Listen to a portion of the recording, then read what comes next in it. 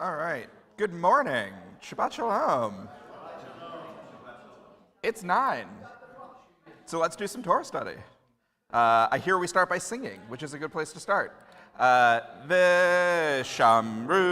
v'nei Yisrael et ha-Shabbat לעשות את השבת לדורותם ברית עולם ושמרו בני ישראל את השבת לעשות את השבת לדורותם ברית עולם ביני ובין בני ישראל אותי לעולם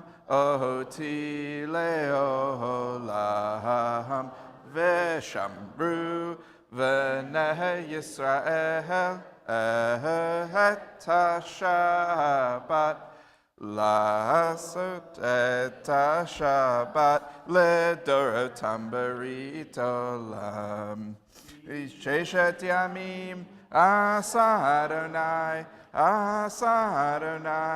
את השמיים ואת הארץ ושמרו בני ישראל את השבת לעשות את השבת לדורותם ברית עולם ביום השביעי שבת ויהי נפש שבת ויהי נפש שבת ויהי נפש ושמרו בני ישראל את השבת לעשות את השבת לדורותם ברית עולם Baruch atah Adonai Eloheinu melech haolam borei peri hagafen.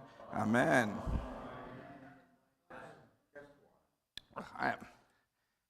And we will also start with the prayer for the study of Torah. Baruch atah Adonai Eloheinu melech haolam asher kitshanu b'mitzvotav v'tzivanu la'asok b'divrei Torah. Amen. A good thing to busy ourselves with some Torah. For those who are just stepping in, there is a source sheet. Can I ask? Yes. Yes, please. Yeah. Can I ask you to help pass out a little bit? Thank you. Awesome. Good. Good morning. I know many people in this room, but I want to introduce myself really briefly. My name is Rabbi Jason Cook. I'm the campus rabbi at University of Miami Hillel.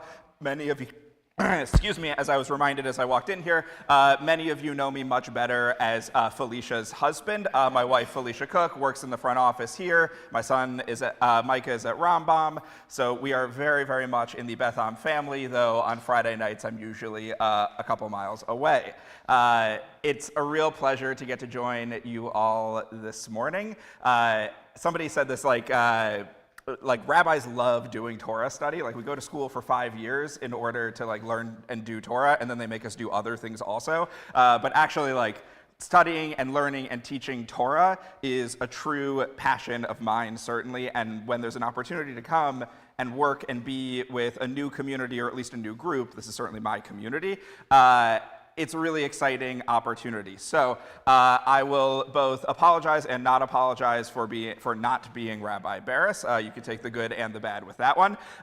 So we're going to do things probably, I've been to Torah study with Rabbi Barris a couple of times, and we're going to do things probably a little bit differently than what you experienced, though when I spoke to him, it sounds like he has changed things over his years, so maybe we'll go back to an old school Rabbi Barris way of doing things, which is my approach to Torah study and Torah reading, which is very, very much grounded in an academic and literary approach to reading text. Rabbi Barris brings in a lot of the rabbinic commentators, a lot of the ways within Jewish tradition that we talk about text. I like those things. I think that there's an amazing opportunity for doing that learning. My perspective is, how do we make this text live as itself? And that's a lot of what we're going to do today. And a lot of what we are going to study and learn today is very much going to be, I think, relevant for our lives. Because we are talking about difficult topics, rebellion. What does it mean to know your place in the universe? How do we question or support leadership? How do we handle ourselves in relation to leadership? Who gets to choose leaders? Some pretty relevant and important questions that we have in our world right now.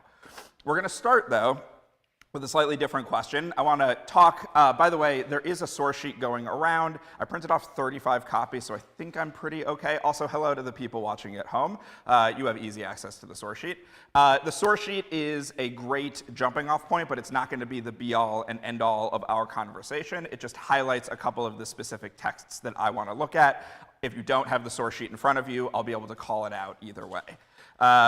So the question that I want to start with is the one that I have up here, if you can read my chicken scratch handwriting, which is, how does holiness work? No big deal. Good morning, Saturday morning. How does holiness work? Anybody want to try? We'll pass around the mics.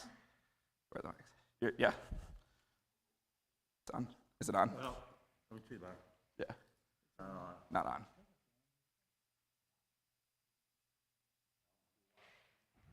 The red light on. Well, red light. Here. Ready, guys. Okay, well, we got this one. You're in the Yeah. answer, you know. All right, how does holiness work? I think it's through humbleness, humility, studying the Word of God, and meditating on it. Good. Okay, so there's a couple of things I heard in there. There's a learning piece that comes in there. There's like understanding God. There is a behavior piece that is about us. And there is a, let's call it like spirituality piece. Like there's a meditative, ineffable thing we can't touch to it. Meditation, prayer, something like that. Good. Okay, so those are components of holiness. How does holiness work? Yeah.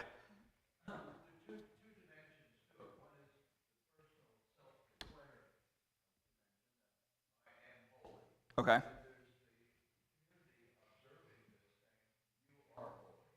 Good. Okay. Perfect. And last week, for those who didn't hear because the mic wasn't there, the idea was there is both a personal holiness. I step in as saying I have holiness or I am holy, and then you are also affirmed as holy from the outside. A couple weeks ago, we read the priestly benediction, which details the anointment ceremony for the Levites and the priests, which is ordination. It's the same process that we use today, which is that we, as a rabbi, as a community leader, are ordained by our community to be leaders and to be here, which is both me stepping in and saying, I want to go become a rabbi, but also there was work that I had to do, a ceremony that I had to go through, and it has to be validated by continuing as a leader in this way. Clergy and many other positions are a little bit like this. Other thoughts on what is holiness? I'll get the mic back. Is that one, Fred? Can we get the mic over here? I just want to make sure people hear.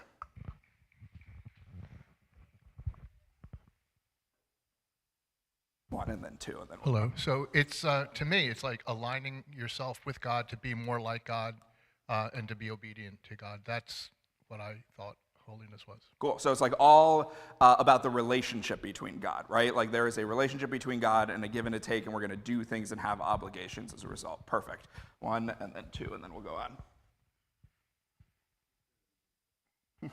Well, to add to that, that's right. I think holiness is about your relationship with God, and you get closer to God by doing mitzvot.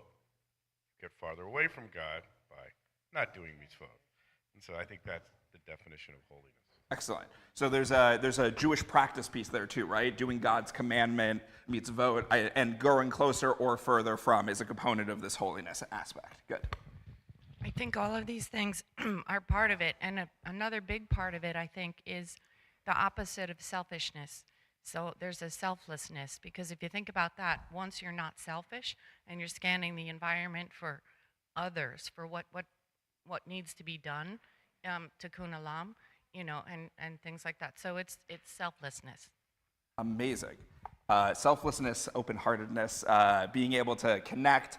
All of these are absolutely components of the way that we think about holiness here, and are not at all how the Bible thinks about holiness. There are components here, right? There are things that you do, there are obligations, there are mitzvot potentially, there are ways in which we need to do certain things and think about God, but actually, for the Bible, and especially for the book of Numbers, which is very concerned with holiness, it is a little bit more, let's call it corporate. It is something that you can earn, and it is something that you can lose, which we heard a little bit of in some of these answers, but holiness is actually almost something that you can contract. The people should be holy, and that happens in certain ways. You have to be ritually pure. You have to be in a position to need holiness.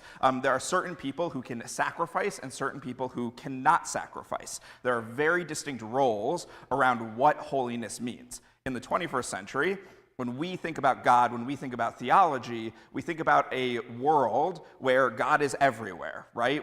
Most of our theology, even if we have a lot of differences, will probably have this idea that God is not just a dude with a beard in the sky, but God is a spiritual force, that God is connected, God is everywhere. That's a very modern way of talking about God. These are people, the people in the book of Numbers, are very concerned with the tabernacle. They build a house for God to go into. They saw God as a pillar of smoke leading them in the desert, or as fire coming down onto the tabernacle. God was very immanent in their lives in the sense that they could see, touch, and hear God. But by contrast, God was not everywhere in their lives the way that we think of God today. And so holiness, if you have more limited association and interaction with God, holiness is actually a life or death issue. Because your moments that you are able to connect with God and get close with God are going to be really important for you. This ideology and this understanding of holiness will come back up in a few minutes, but it's going to be really important because today we really want to talk a lot about the role of the Levites, the priests, the priestly caste that runs things, and basically who died and put them in charge. How do the priests get to choose to be in charge? That is a big question of this particular Torah portion. So that's where we're going today. I want to say a few words about how I like to read text and some of the things I like to think about when I read text. For those that have the source sheet in front of you, I have a little blurb at the top that says the ethics of reading and ethical criticism. So my work in rabbinical school and a lot of the side work that I do now educationally is on this idea of the ethics of reading. And most people can kind of roll their eyes at this idea because it sounds very academic and whatever, what is the ethics of reading? It's a lot more practical and pragmatic than that. The idea is there's three questions. When we read, we have a lot of questions and choices that we need to make when we read. What are we reading? How are we reading? And what do we do with the reading when we're done? Reading affects us. We, Jews, are the people of the book. And if we want to be the people of the book, then we need to read, we need to understand, we need to learn. I can also say, as a side note, and we have a couple of people in here who are people, one of the things that is a challenge in the world right now is that reading skills are declining, especially critical reading skills. We're all literate in the sense that we can read things that are online, but especially amongst younger generations, reading stamina is going down, reading comprehension skills are going down. It's not that they're dumber, it's not that they aren't smart. I see that every day with the college students that I work with, but their reading skills are lessening. And for me, I'm worried about that for Jews who call ourselves the people of the book. So a lot of what I do is try to teach, honestly, how to read. But not how to read for third graders, how to read as adults. We are taught a lot of third grade and fifth grade and seventh grade Judaism. I'm here to teach adult Judaism. I'm here to have, and this is what you guys do on a regular basis in this Torah study. This isn't to take away any of that. It's more to say, what I want to teach is how as adults do we learn this text? How do we read things more critically? How do we understand more of what the text is speaking to us so that we can talk back to the text and we can go out into the world and talk about it as well? Because that's what creates the connections and the connecting points that are going to help strengthen our Judaism, strengthen our personal identities, and strengthen the communities that we're building. So thank you for coming to my TED Talk about the ethics of reading. So I just want to, what I like to do when I read is apply what I would call lenses of reading. We do this a lot pretty naturally regardless. You don't read a law school textbook the same as a cookbook, the same as a trashy romance novel on the beach, right? You read those things differently and you come at them with different lenses. Well, our tradition tells us there are 70 faces of Torah, and so we have an opportunity to put lens after lens after lens to think differently about what we're reading. Sometimes there's a lot of different lenses. Rabbi Barris pretty regularly puts the lens of Jewish tradition when he's teaching this stuff, right? He is talking a lot about commentary, about what is inherited in the text. Another way that you could very strongly have a lens of reading is through a gender-oriented reading, right? You're reading for gender roles, you're reading for potentially feminist critique of the text, you can read for power, you can read for commandment, you can read for law. There's a lot of different ways we can read. Today, part of what I want us to read with in mind is ethics. Ethics is basically the summary of how do we figure out what is right and wrong. But more than that, ethics is about what is our worldview? How do we think the world works? Does the world work on the basis of right and wrong? Are there shades of gray in between? How should the world keep on spinning? What ought the world look like? That is the task of ethical criticism, and when we are engaged in the ethics of reading, we are always thinking about this, because the ethics of reading is about how do we live after reading the text as much as it is about reading the text. This has been my theory spiel. Any questions, comments, thoughts, concerns before we get into some text instead of talking about the text? Great. We're with me or we're fried. Good. Yes.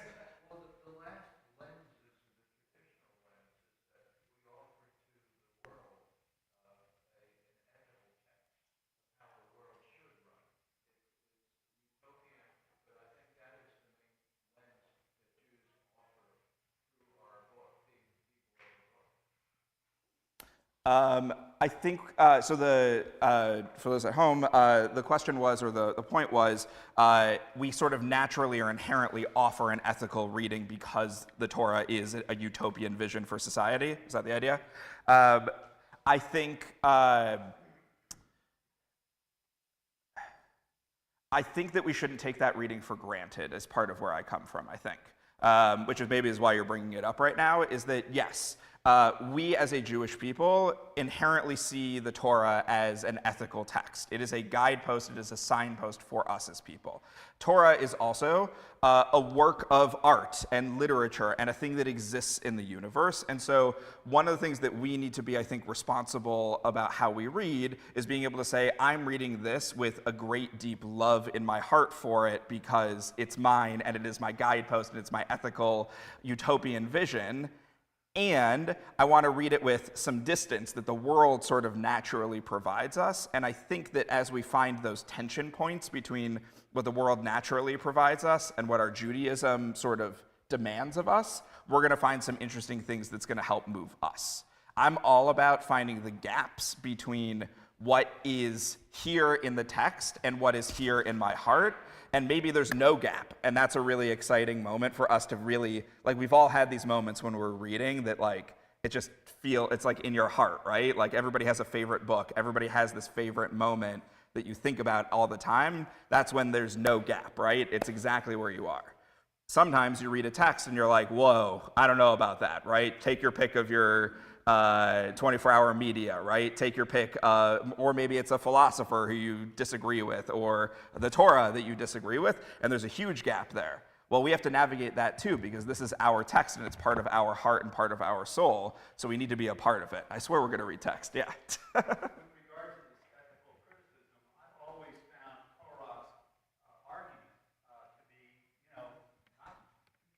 You are looking out for me here. Thank you for that. So let's go into that. So today we are reading from Parashat Korach, and I think this is exactly why I wanted to do this reading, because we have to understand these arguments that are going on. Parashat Korach. Korach is the name of the probably most famous rebel of the Torah. The book of Numbers deals a lot with rebellion. What does it mean to figure out who you are as a people and get the right leaders in place, get the right social structures in place? How are you going to go from a disparate group of Israelite former slaves to being a people who can inherit the land of milk and honey. Those are two vastly different sorts of people, and so we got to wander around in the desert for a while to figure that out. And as you might imagine, one of the biggest challenges they need to overcome is leadership. So the story of Korach, which begins in chapter 16, we're just going to look at a couple of verses from 16:1. We're going to look at a couple of verses, and then we're going to see like where the story goes, because there's several challenges to leadership and several rebellions. Yeah. I was just going to add, and I would like to add one other thing to your comment. Sure. About timing. The timing here is critical because you're basically talking about a group of people who just learned that they're not going to go to the promised. Yes. Okay, so they have, in some sense, nothing to lose. Right. Okay, so I think. Good. So the point was, contextually, the timing of the story. The people of Israel have found out that they're going to be wandering around in the desert for 40 years. They also have done several other things. They've waged their first wars. They have scouted the land of Israel and found it to be lacking. They have, well, some of them, it's a complicated debate. They also have also already taken a census. They know how many of them there are. So there's the time for the Israelites is sort of ripe contextually for really serious challenges to leadership and really seriously trying to understand who they are and what they're going to be. Wandering in the desert is you're 10 years into 40 years of wandering, you start wondering who died and made Moses king. And that's where we're going to be jumping off here. So it's both on the source sheet, or you can go to Numbers chapter 16, verse 1. I'd just like to read the first 4 verses that introduces Korach and the first people. So who would care to read first? Who's first? Norman reads first. All right. So 16 verses 1 through 4. Now Korach, son of Itzhar, son of Kohath, son of Levi, betook himself along with Dathan and Abiram, sons of Eliab, and On, son of Peleth, descendants of Reuben, to rise up against Moses, together with 250 representatives of the Israelites, chieftains of the community, chosen in the assembly with fine reputations. They combined against Moses and Aaron and said to them, "You have gone too far, for all the community are holy, all of them, and the Eternal is in their midst. Why then do you raise yourself above the Eternal's congregation?" One more verse. When Moses heard this, he fell on his face. Good. Thank you. Okay, so to summarize, what is the argument? So a couple of people get together, Korach, Datan, and Abiram, along with 250 chieftains of the Israelites, tribe leaders, and they get together and they come up to Moses and Aaron and they have an argument saying, "What's up? Why are you guys the leaders?" What is their argument? What's that? We're a kingdom of priests. Okay, that's a problem. Yes.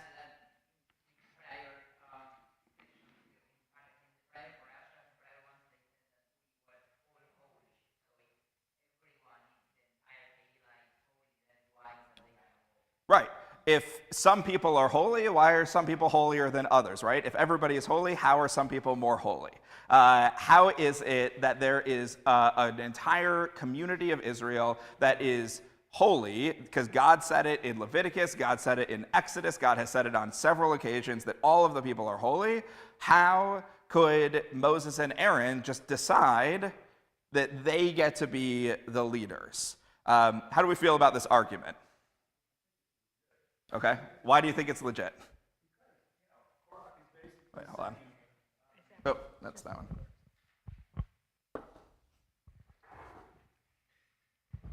Korach's argument is legit because we are a kingdom of priests, and we are all supposed to be holy, and we are supposed to be, as my friend Bill here pointed out, doing the mitzvot and trying to get closer to God in that way.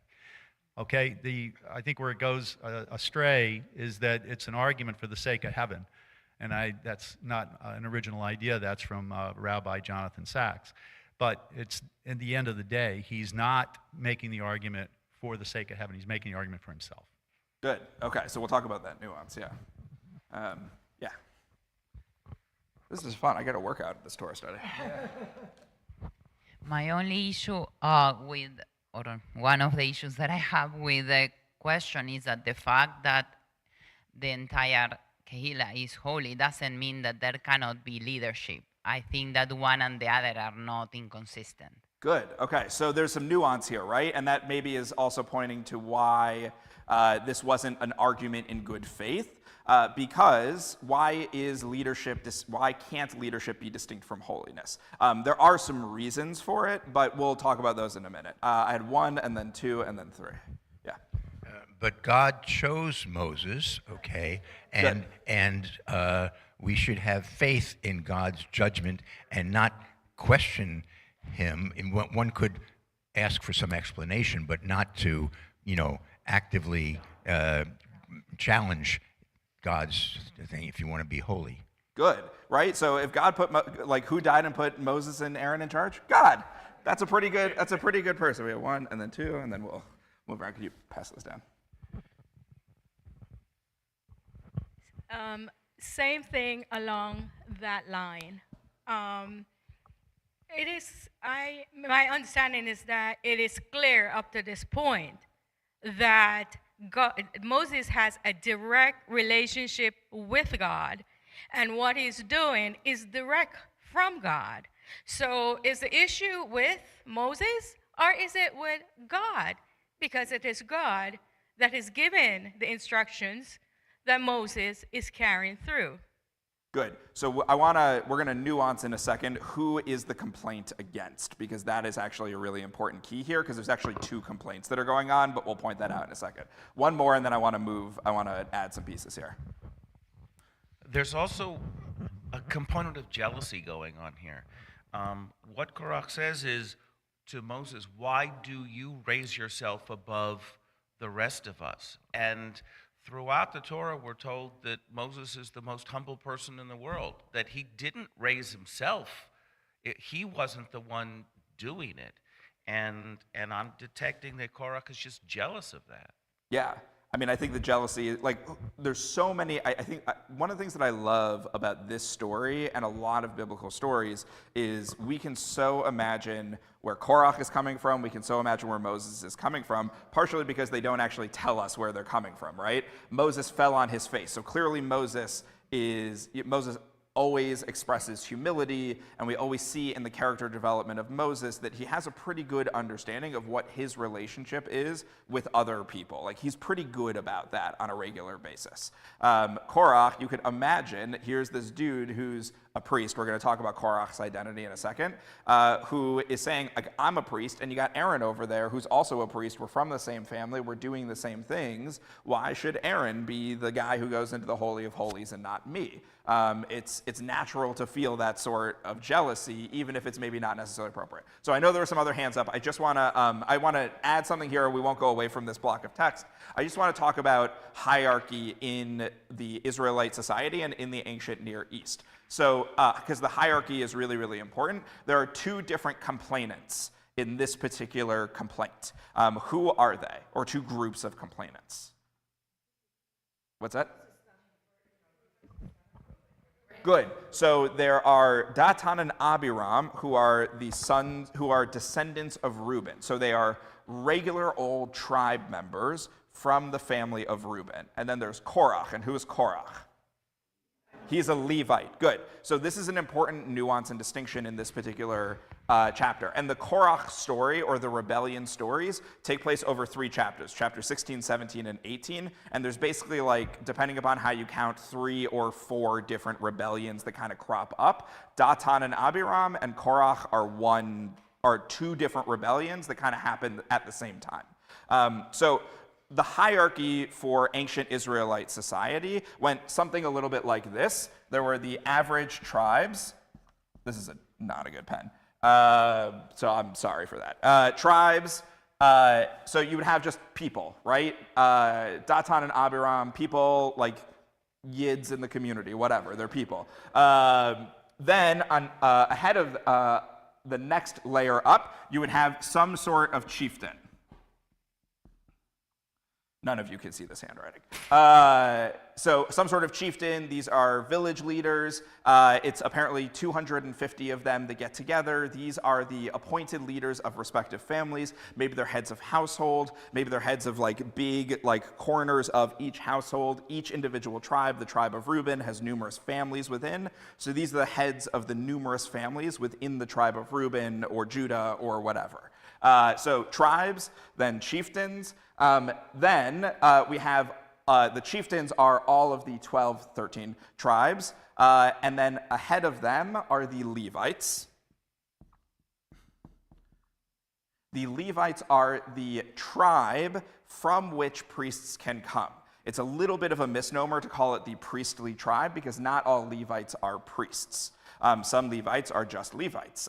They do other things. They have other roles vis-a-vis religious practice in the ancient Near East and for the people of Israel, but they're not necessarily all priests. Then, within the Levites, there is a family called the Kohanim. Or, if you want to be really technical, the Kohatite family. You can find, some of you have the Plout commentary, the blue commentary. There should be a nice little diagram in there somewhere, or there is in some editions. So the Kohanim are a class or a caste within the Levites that are specifically the priests. It is one specific family. It is the family that is the descendants of Aaron. Aaron is the head of the Levite family and is specifically the head of the priestly line. And then ahead of the Kohanim is Moses, and ahead of Moses is God. Moses and God are important factors in here. So there's two different sorts of critiques that are coming from. One critique is Datan and Abiram, which is coming from the very bottom of the hierarchy. Datan and Abiram are coming from the tribe of Reuben, which is just a normal, regular tribe. What's that? He was the firstborn. So it's significant in the sense of it's pointing towards like good, like if it wouldn't be as meaningful if the lastborn tribe was saying something, and it's meant to be tribe. Like, here's the people. And then Korach, as a Levite, and not just a Levite, as a member of the Kohanim, are also coming with a leadership critique. Leadership critique coming from both the bottom and the top of the hierarchy for the people. That's an important distinction because the critiques are going to be different as well. Datan and Abiram are saying, why can't this be a little bit more democratic? Korach is saying, why can't I have a little bit more power? Right, the Reubenites and the Simeonites, and you're right, exactly, yes. How many of the positions are inherited and how many of them? As far as the tribal positions? The tribes are all inherited. Yeah. You inherit your place as a Levite or a Kohanim. How many of them become, how many of those positions, leaders of the tribes, are inherited? Good. The question was, because we don't have the mic, also for those at home, we're operating with one mic working today, so we're having a hard time. We're making it work. So the question was, how many of these positions are inherited, especially within the chieftain thing? They're going to be, they are all going to be inherited. Or at least they're going to stay within the family structure, right? So it might not necessarily go father to son, father to son. Maybe it'll be like father to uncle to cousin to brother, but it's all going to be in the same family line. They try to set it up that way. I mean, you know, there's always variation and there's always back and forth. Also, we only so often get into the specific politics of the tribal structures in this period. It's probably not how the Israelites governed themselves later. There's probably a little bit more nuance to the way they appointed their people.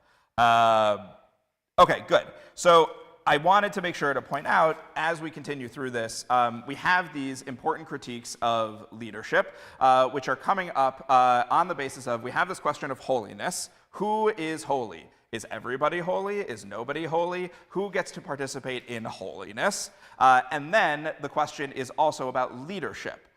Who said that you two, Aaron and Moses, get to be the leaders? And Korach's critique is particularly geared towards Aaron. The people's critique, Reuben's critique, is more particularly geared towards Moses. We'll see that in some of the We'll see that in some of the responses as well. So let's add in another couple of verses of text that I think are worth just emphasizing.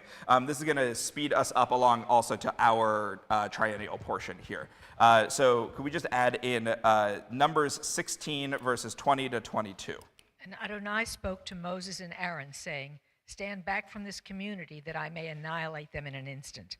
But they fell on their faces and said, "O God, source of the breath of all flesh, when one member sins, will you be wrathful with the whole community?" Okay, so we have another layer here that has been added in, so we're going to keep track of all of these layers. We got a holiness issue, we got a leadership issue, we kind of got a democracy issue. We also now have a further issue, which is corporate punishment. Does everybody get punished? Should everybody get punished? What do you guys think?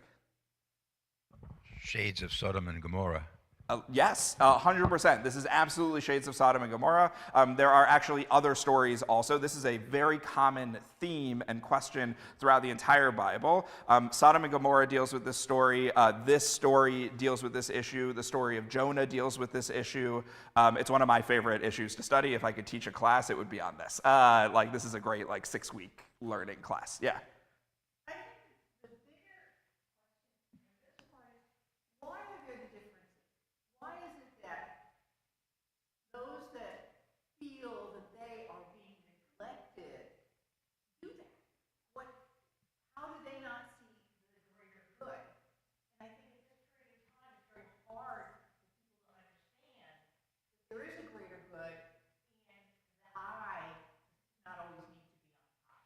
Yeah, I think so. Good. So the idea was the I doesn't. I like that. The I doesn't need to be on top, and there's maybe a tension between the people saying, "Should I? Can I? I want access to more religious practice," versus saying, "No, there actually needs to be a hierarchy." And Israelite society, no question, was very hierarchical, was very, very structured. Different people had different roles and did different things. Yeah, one and then two. Yeah.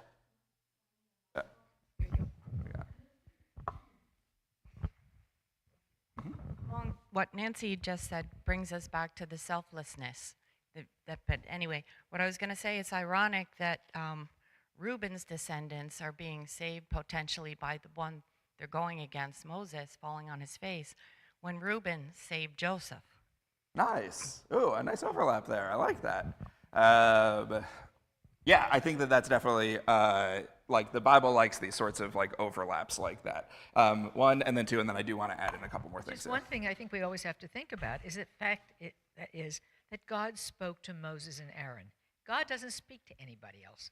God appears through a cloud or a fire or whatever, but there's a direct connection, and it seems to me that the people to whom God does not speak have to have some respect for those people that God does speak to. Well, and we're going to get to that answer. That answer is going to be God's answer, and we're going to see that in some of the ways that they respond.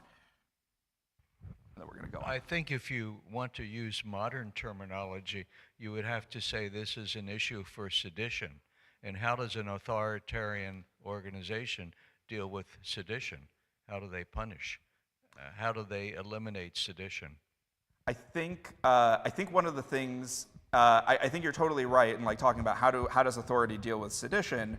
I think that we have to, if we're going to be nuanced readers of this, and I've talked about how we read this matters, I think that we need to question both sides of Korach's rebellion, right? On the one hand, we see it from Moses, is this an issue of sedition? Is this an issue of rebellion, and is it going to fragment our society, or is this legitimate criticism?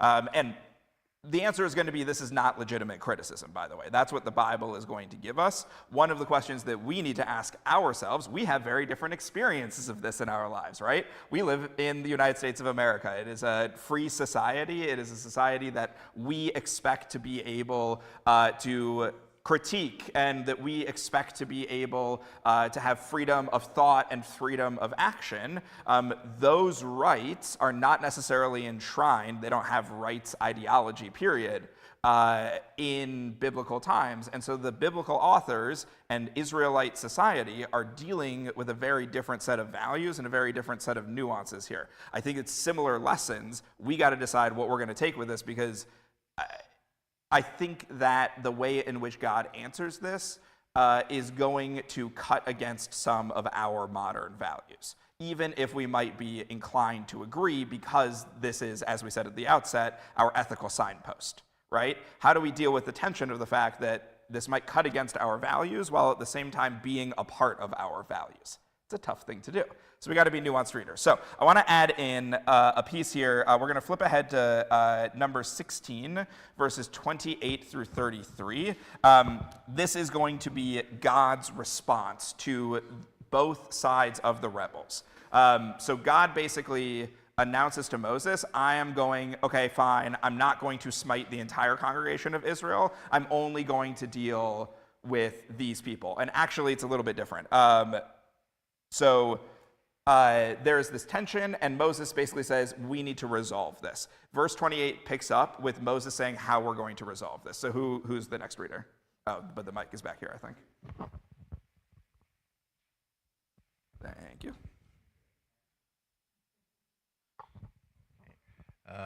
And Moses said, by this you shall know that it was Adonai who sent me to you to do all these things, that they are not of my own devising.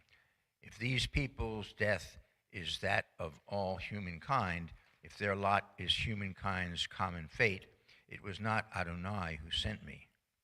But if Adonai brings about something unheard of, so that the ground opens its mouth and swallows them up with all that belongs to them, and they go down alive into Sheol, you shall know that those involved have spurned Adonai.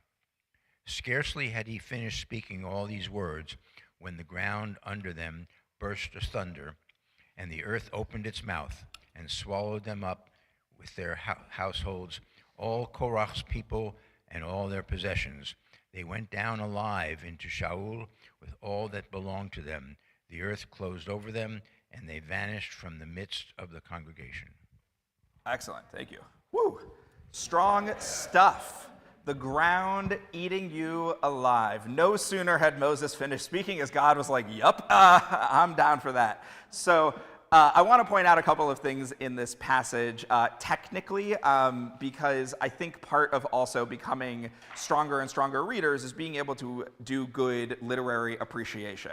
I really personally just love the book of Numbers. The book of Numbers is, I think, a very, very well and creatively written book. I definitely come from the school of thinking of seeing these as human written books, divinely inspired, and I'm happy to talk about my theology around that at a later time. But appreciating the literature, I think, is a really important piece here, and the Numbers authors are, I think, really, really strong, and they're really creative. It doesn't stand out in the same way as Exodus, where it has like the narrative of our people and the narrative of Western society, but it comes across a little bit more thematically and creatively in some of the things they do. One of the ways that you can tell when you got a good writer on your hands is when they can do some good linguistic flourishes. This is a really nice spot over the course of a couple of verses where this author does that. And if you have my text sheet in front of you or near you, you can see that I highlighted how this worked in the text. And I did it in the translation because it works well enough. But if you look at verse 30, Moses is setting up this whole dynamic where Moses is not going to pass judgment, but if God wants to pass judgment, who is Moses to say otherwise? And Moses says, if God brings something unheard of, Moses gets really specific in his, well, if God does this, that'd be fine. So Moses says, God does something unheard of, and then what happens? Scarcely does God finish speaking when the ground under them burst asunder. It uses similar language in the Hebrew, even though the English translation doesn't come out quite as straightforward, but the rest of it works. The ground opens its mouth, and then the earth opened its mouth. Moses says that the ground will swallow up all that belongs with them, and then it swallowed them up with their households. The one for one, over the course of 2 verses, we have this author who is using the very intentional repeated language in order to emphasize a point. I read this when you have this rigid language, right? A in verse 30 is mirrored with A in verse verse 31 is mirrored in verse 32. The swallows them up is the exact same. Everybody following me here? Like there's the A part and the B part. When you have that rigid alignment, one of the things that it points to is it really emphasizes this: no sooner did Moses speak, right? It is, you can really feel in the text how you're supposed to feel or see or like storyboard it for a movie, right? All of the people are sitting around, they're watching this judgment. Moses is in front of these 250 or 260 some odd people, and they're all having this debate, and all of a sudden, no sooner does Moses stop speaking, that we get exactly what Moses said. What a better way to articulate Moses' power than God doing literally exactly what Moses said. Moses is the winner. It's not just that Moses won in like a 4-0 series sweep here. Like this was not, God didn't even entertain for a second Korach and the rebels' questions. No overtime, that is for sure. So, who is responsible for this punishment? Okay, so I heard God, I heard Korach. So let's go. How God? Why God?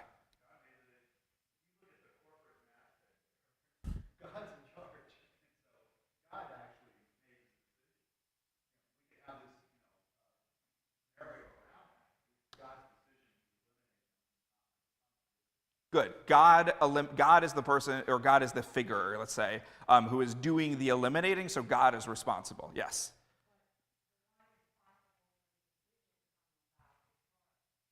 Say more. So the idea was that Korach is maybe responsible. What do you mean?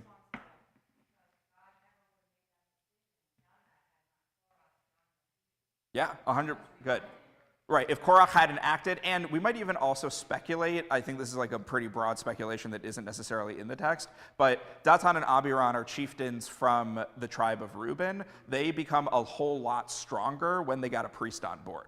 Right? Like their argument is maybe not as strong without Korach being present. They're arguing for different things, but they do it in the same way.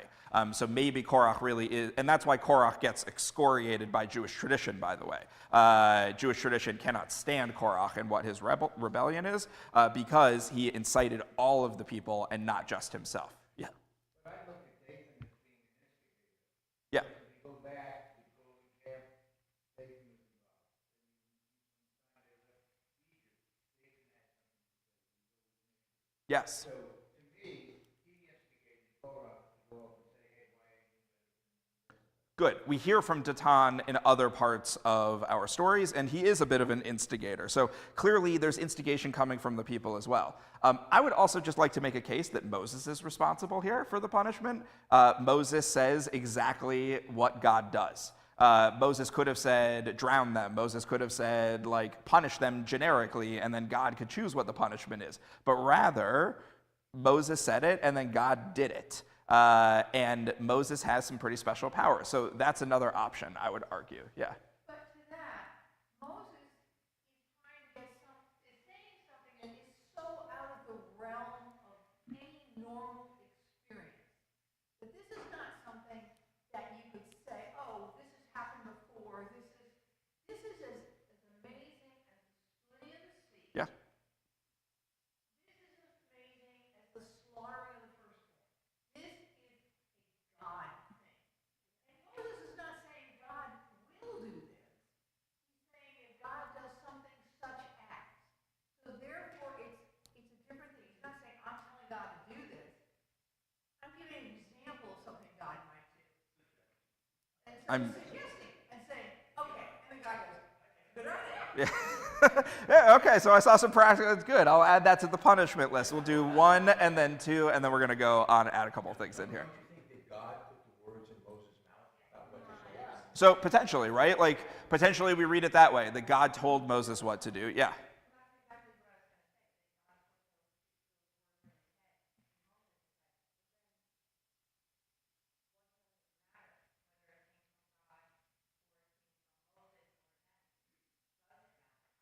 Good. We're gonna get to that question exactly. That's where we're going. Good. The question is, what does it matter? We're gonna go here, and then I want to move on. Yes.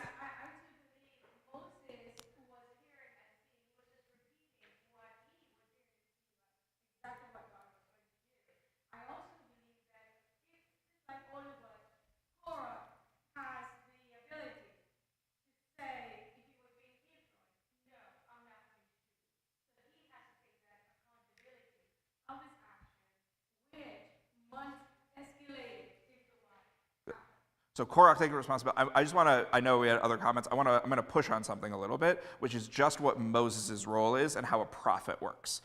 Prophets are really, really important institutions in the ancient Near East. Basically, the way that society was supposed to function is that you were supposed to have a king and you were supposed to have a prophet. And the prophet very specifically was supposed to be outside of the hierarchy of the king. And the prophet's job is to basically keep the king, and by extension, society, accountable. And one of the things that we see, even, this is true across the ancient Near East, but even in the Bible, is that prophets have a lot of agency. Prophets, Jonah runs away from God, right? Abraham steps up and argues with God. So I would just slightly nuance, does Moses have, did Moses have to do this exactly because God said, Moses, you do this, and now I'm going to open my mouth, and God's word is going to come out? Or do we imagine that Moses does have some agency in this situation? I'm not sure. Part of what I want to be pulling out here in the way that I framed this is that there are multiple options here. And what I think it pushes towards, I do want to move, I apologize, I know there were some other hands, I just want to move on because we have a couple of minutes here. I think that the problem is less about Korach or Moses or God or Aaron or priests or tribe, and is much more about society. When you have all of these options of who is at fault, who could be responsible here, when you have God voicing through Moses, voicing through Aaron, when you have multiple layers of communication, one of the things I think it's pointing us towards is the idea is that there is a problem in society. It's being embodied by these characters, Moses, Datan, Abiram, Korach, and whomever else, but they're mapping on to something that's happening in reality. And one of the ways that I learned, by the way, Rabbi Barris and I actually had the same Bible teacher at rabbinical school. I had him at the end of his career. Rabbi Barris had him in his first year. We had the same Bible professor, and one of the things that this particular professor teaches, and it's a little bit of a minority opinion in the academic world, but I actually think it's really compelling, is that the book of Numbers is meant to be an allegory. That we are meant to read the book of Numbers as reflecting back real questions and real societal issues that the Israelites were facing, specifically during the exile from Israel. So you can imagine, and I think this works really well, if you imagine yourselves not just as Israelites wandering in the desert, but imagine yourself in exile in Babylonia. You are in the center of a foreign nation. You are in the capital, next to the seat of government, and you are having everything possibly done to eliminate your culture. Good leadership is really important in those moments. You need to have strong leadership if you are going to maintain your identity and hope that there is going to be a change in the future that's going to bring you back to your homeland at a time when you probably won't even be alive anymore. How do you, sounds a lot like wandering in the desert for 40 years and Moses not being able to enter into the promised land. The point being, how do we as a society navigate identity, navigate cohesion, navigate being able to figure out what does it mean for us to be holy and being able to all be a community of Israel, and navigating those challenges is huge. You can imagine in ancient Babylonia that there were probably some rebellions against leaders. Probably some people said they wanted to be closer to Babylonian society than Israelite society. Some people might have said they really actively wanted to assimilate, and some people didn't want to actively assimilate. Maybe some people might have wanted to marry outside of their tribal structure or marry outside of the Jewish people. But that is going to cause tension. That is a tension in the exile era. And I think that we can also hear in some of the way I'm saying this, hopefully, how this also maps onto us today as well. That we have challenges that we as a society are facing. The Bible's not going to tell us what is right or wrong fully, right? It's going to give us issues that we need to confront as a people. That's a lot of what the Korach story is giving us. So I want to add in, no, I don't want to, we have 6 minutes left.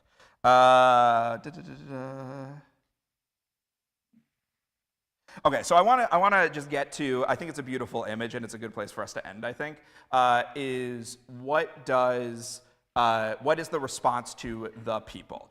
So if you could flip on the, you're going to flip ahead to chapter 17 of Numbers, verse 16, and if you have my text sheet, it's the third page of the text sheet. And could somebody, if we have another reader, one last reader, if we could read this chunk. It's a little bit of a lengthy chunk, but I think it's a beautiful story, and is a different way of responding to people. So number 17.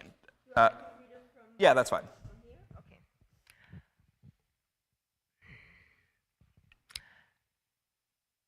Adonai spoke to Moses, saying, "Speak to the Israelite people, and take from them, from the chieftains and their ancestral houses, one staff for each chieftain of an ancestral house, 12 staffs in all.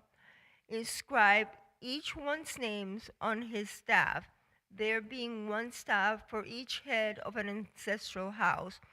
Also inscribe Aaron's name on the staff of Levi. Deposit them in the tent of meeting before the pact, where I meet with you. The staff of the candidate whom I choose shall sprout, and I will rid myself of the incessant muttering of the Israelites against you." Moses spoke thus to the Israelites. The chieftains gave him a staff for each chieftain of an ancestral house, 12 staffs in all.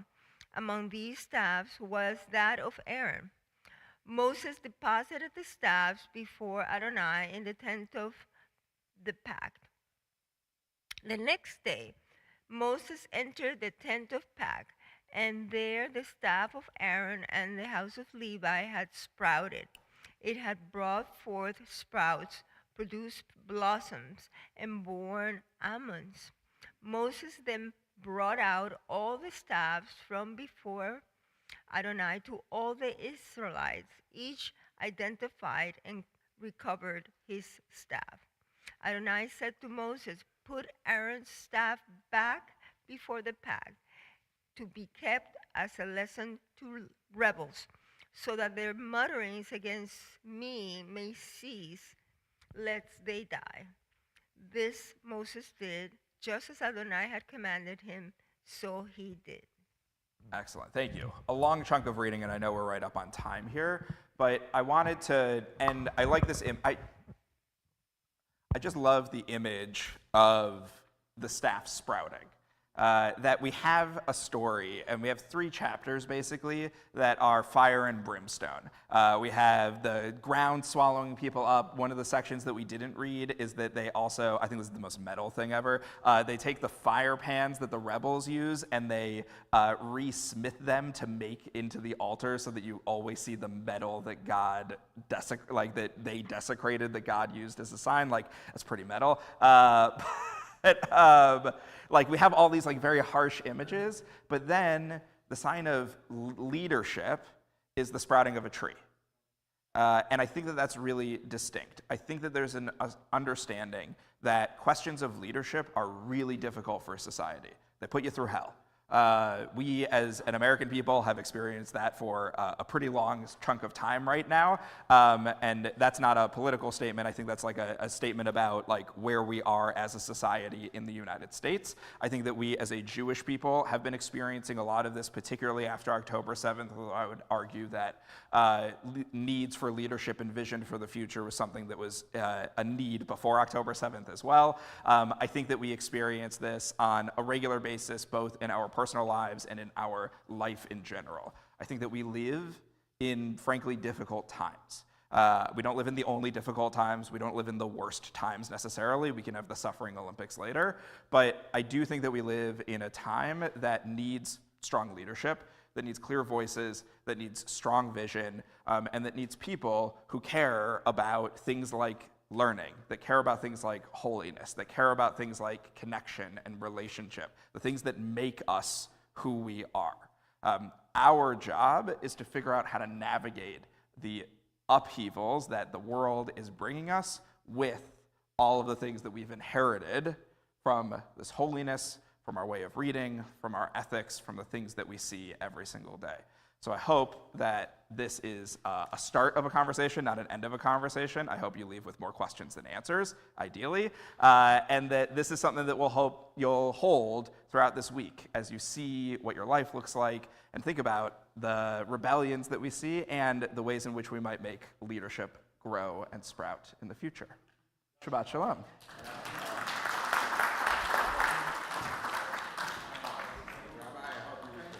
Thank you. I appreciate that. This is wonderful. Really terrific. Hopefully that was okay. Yeah. Thank you. I know it's a little different, but I try to do it. You know, I kept Thank thinking of the analog that the university is. You've heard the term shared governance. Yeah. I think that's what that was Yeah. about. Yes. Oh yeah, like the political theorist in me and all of this is like, how do we talk about governance? How do we talk about like who's in charge, authority, like all of these things? It's 100%. It's the university. It's yeah. You may know the story. You remember Eisenhower was president of Columbia University. Oh, I didn't know that. Yeah. Okay. And he had the senior faculty come in and said to him, the university wants you to do such and such. Thank you so much. It's good to see you. Shabbat Shalom. The university wants you to do such and such. And Rabi, Isidore Isaac Rabi, the senior member of the faculty, and Mr. President, we of the university. Okay. He learned. Yes. All right, let me get my stuff out of here. They're kicking me out. Well, thank you. Thank you for being here. I appreciate it. Thanks for doing everything.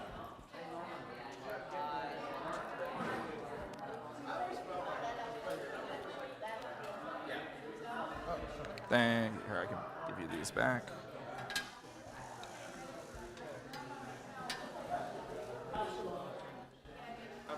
Yes. Thank you. This is very, very interesting. I hope so. Seeing it as literature is a different.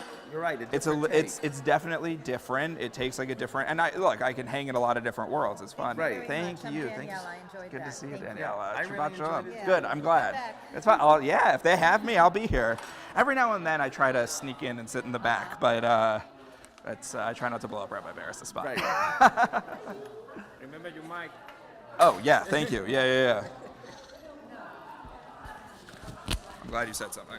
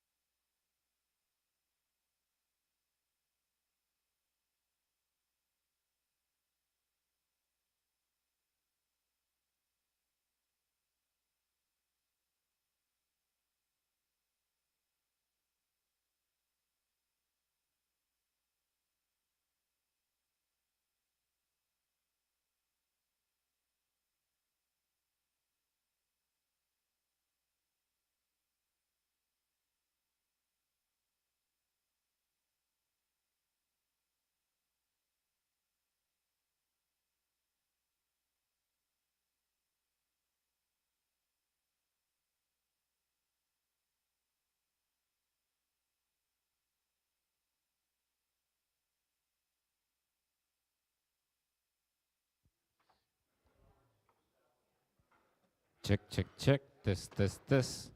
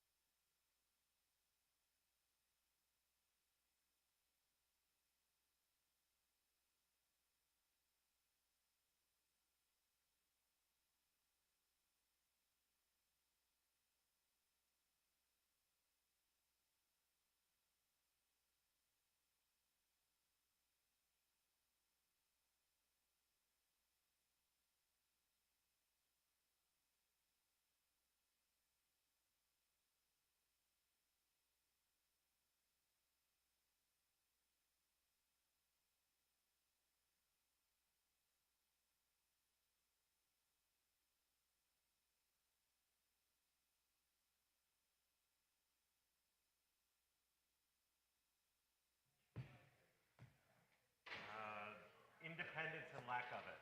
Yeah, well, there you go. That people ask about stuff.